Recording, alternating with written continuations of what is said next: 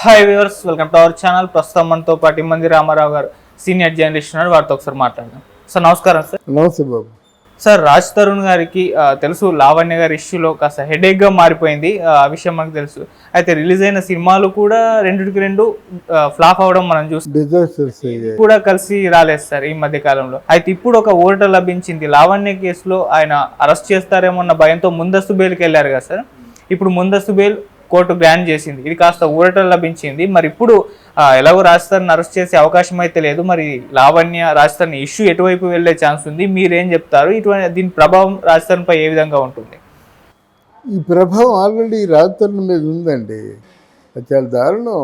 ఇప్పుడు ప్రభావాన్ని ముందు దాన్ని మనం లీడ్ ఇవ్వాలి కదా. కాస్త ఇప్పుడు వస్తున్న వ్యక్తి ఉందనుకోండి, సినిమా రిలీజ్ అయింది, నాలో మంచిగా ఉన్నట్టయితే బాబాయ్ దాంట్లో అంత బాగా చేశారు, దీంట్లో అంత బాగా చేశారు, మాకు లీడ్ ఇస్తాం. ఆ ప్రజల్లో అది మంచి టాక్ వస్తుంది.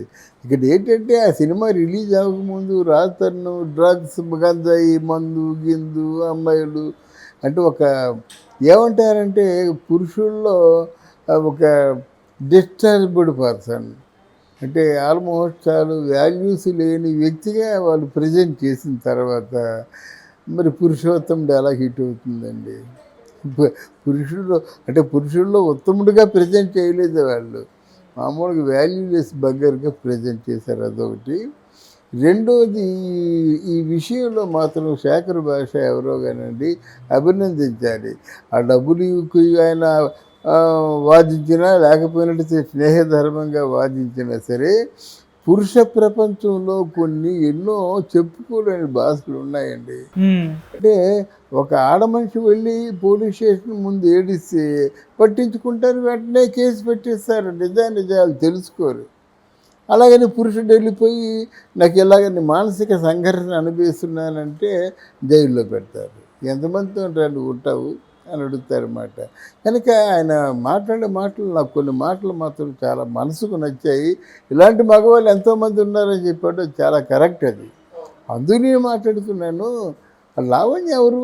మతంతో నడుతూ ఉన్నది, డ్రగ్స్, గంజాయి అన్ని వివిధ వ్యాపారాలు చేస్తుంది. ఇప్పుడు ఇంత పోరాడుతుందంటే ఇంత డబ్బు కావాలంటే ఎక్కడి నుంచి వచ్చింది? అంటే అది ఆరోపణలే కదా సార్. ఆమె వైపు నుంచి వీళ్ళు ఆరోపణలే చేస్తున్నారు, ఆమె ఆరోపణలే చేస్తున్నారు. ఇంకా అంటే అది ప్రూవ్ అయితే అవ్వలేదు. బట్ రాజస్థాన్ మోసం చేశాడన్నది ఒకటి మాత్రమే నడుస్తుంది సార్. అవునండి. అక్కడ ఆమె ఈ పోరాటానికి ఏదో కొంత డబ్బు కావాలి కదా. మామూలు సింగిల్గా ఉంటున్నట్టయితే ఆవిడ చెప్పినట్టుగా ఇంత డబ్బు ఎలా ఖర్చు పెడుతుంది? ఛానల్స్ తెరడం కానీ, మనుషులు పురమాయించడం కానీ, సాక్ష్యాలు సేకరించడం కానీ, సంబంధిత రిలివెంట్ సమాచారాలు సేకరించడం కానీ, ఇదంతా మాటలతో అయ్యే పని కాదు. ఇప్పుడు ఈరోజు పోలీస్ స్టేషన్ల చుట్టూ పోలీసుల్ని ప్రభావితం చేసి వీళ్ళందరినీ మొత్తానికి ఏంటంటే జైల్లో పెట్టేస్తుంది, నా జీవితం అయోమయం అయిపోతుందనే భయాన్ని కల్పించింది కదా. అక్కడ ఏంటంటే రాజ్ తరుణ్ తాలూకు తల్లి తండ్రి ఇద్దరు ముసలి వాళ్ళు, హార్ట్ పేషెంట్లు, డయాబెటిస్ అన్నమాట. ఆ బాధ ఆయనకి అది. వాళ్ళు ఎన్నో ఆశలు పెట్టుకుంటారండి. ఎంత దరిద్రులు అయిపోయారంటే వాళ్ళకు కూడా బాధే కదా. అందువల్ల నువ్వు అనేస్తావు, దరిద్రుడా, ఇంతమందితో ఉన్నావు, తాగుతావు, తిరుగుతావు, గంజాయి తింటావు, డ్రగ్స్ తింటావు అంటారు. ఒక్కొక్క మాట వింటే ఆ రాజతల్లి తల్లిదండ్రుల గుండె ఎలాగుంటుందండి?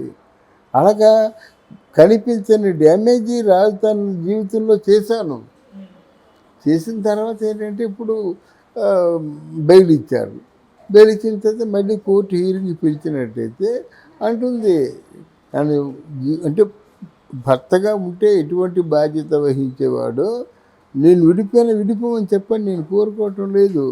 ఆయనకి మనసులో నచ్చపోతే నేనేం చేస్తాను? కానీ మరి భర్తగా ఎంతైతే అమౌంట్ నాకు ఖర్చు పెడతాడో ఆ అమౌంట్ డిమాండ్ చేస్తుంది.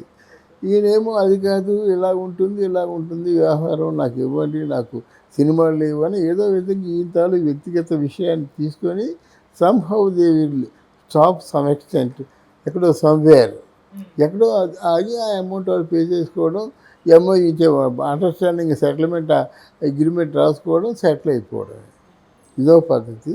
లేదా అదే కోర్టులే వాళ్ళు విడాకులు ఇచ్చేస్తారు, కోర్టే ఇస్తుందన్నమాట. ఇటువంటి మనసు లేని జీవితం కాదు, ఆ అమ్మాయికి మంచిది కాదు, ఈయనకి మంచిది కాదని ఆలోచిస్తూ మరికొన్ని సాక్ష్యాలు ఆధారాలు సేకరిస్తూ ఇలా ఉన్నప్పుడేమో విడాకులు తీసుకోవడం మంచిదని చెప్పేసి చెప్తారు. అంటే మధ్యలో ఈ ఎవరి అమ్మాయి పేరు మాల్వి మధ్యలో రాకూడదు. ఆయన కూడా రాజధానులు కూడా మాల్వి ప్రస్తావన తెస్తే మళ్ళీ చికాకుల్లో పడతారన్నమాట. తర్వాత ఎవరినైనా పెళ్లి చేసుకోవచ్చు. అంతేగాని మాల్వి అంటే మాల్వి కోసం ఎంత ప్లాను వేశాడని చెప్పి చుట్టూ తిరిగి మాల్వి దగ్గరికి వస్తుంది. సార్ అంటే ఇప్పుడు వీళ్ళ ఇష్యూ అది ఎక్కడి వరకు వెళ్ళే ఛాన్స్ ఉంది సార్? ఆ అమ్మాయి ఏమో మొన్నటి వరకు రాజ్ తరుణే కావాలి, రాజ్ తరుణ్ తోటి కలిసి ఉండడానికే ఈ పోరాటం అని చెప్పేసింది. మళ్ళీ ఒక సందర్భంలో రాజ్ తరుణ్ చనిపోయాడు అనుకో అని చెప్పేసి బతుకుతానని చెప్పేసి అటొక స్టేట్మెంట్ ఇవ్వడం మనం చూసాము. అంటే ఆమె వైపు నుంచి అసలు ఏం కావాలి అన్నది దాని పట్ల ఒక క్లారిటీ లేదని చెప్పేసి చాలా మంది అభిప్రాయపడుతున్నారు సార్. మరి మీరేం చెప్తారు సార్? ఆమె విచ్చలవిడితనం మనిషి అండి.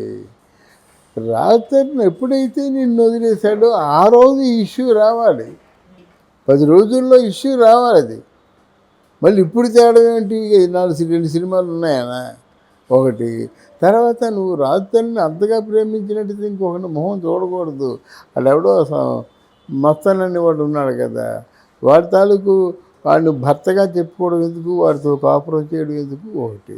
రెండోది వాడికి ఫ్రెండ్స్తో తిరగడం, విచ్చలివిడితనంగా ఉండడం, నైట్ అవుట్లు చేయడం వాడికి అలవాటు. అవి చేయడం దేనికండి? గంజాయి వ్యాపారం చేస్తుందని అభియోగం. మరి ఇవన్నీ చేస్తుందంటే స్వేచ్ఛా జీవితాన్ని కోరుకుంటుంది కాబట్టి చేస్తుంది, చేయదు. అందువల్ల మనం డెఫినెట్గా ప్రజలందరూ కూడా ఆవిడని సస్పెక్ట్ చేస్తారు. ఎంత తెగించిన ఆడది కాకపోయినట్టయితే ఒక ఛానల్లో డిబేట్ జరుగుతుండగా శేఖర్ భాష అనే వ్యక్తిని చెప్పుతో కొడుతుందండి. అంటే చెప్పు తీరేరు, చెప్పుతో కొట్టలేరు. అంటే చెప్పుతో కొట్టడం, చెప్పు దెబ్బలు తినడం వారికి అలవాటు అయితేనే చెప్పుని ప్రయోగిస్తారు. అందువల్ల పక్కా ఆవిడేంటంటే ఆవిడని ఇది అనడానికి అది సిగ్గుపడుతుంది. అది అటువంటి క్యారెక్టర్ కనుక మనం అటువంటి క్యారెక్టర్ని దూరంగా ఉంచాలి. వీళ్ళు ఉన్న గొప్పతనం ఏంటంటే ఇప్పుడు ఇంత బ్రోకెన్గా ఉన్న గొప్పతనం ఏంటంటే అమాయకంగా నటిస్తారండి. వల్ల ఏడ్ చేస్తారు. అక్కడ అమాయకత్వాన్ని పడిపోతారన్నమాట. ఎంత క్యాబరెట్ డ్యాన్సర్ అయినా మన దగ్గరికి వచ్చి నా జీవితంలో అలాగే మొత్తం సర్వస్వాన్ని కోల్పోయాను, నాకు ఎవరు ఆడంబన లేరంటే అదే నమ్మేస్తారు వీళ్ళు. ఇప్పుడు బట్టలు ఇప్పేసి క్యాబరెట్ డ్యాన్స్ చేస్తుంది కదా, ఇన్ని డ్యాన్సులు చేస్తుంది కదా, ఎంతమంది ఈవిని ఉపయోగించుకుంటారు, ఎంతమంది ఈవిని వాడుకుంటారు, ఈవిడ ఎంతమందిని అది ఆలోచించరు. ఆడితే మన కవిగుల్లోకి వచ్చో మన ఒళ్ళోకి వచ్చి బోరుమని నడిస్తే అయిపోయింది ఆ జీవితం, అక్కడితో పతనం. అలాంటి వ్యక్తే లాభం. Thank you so much sir. Thank you very much.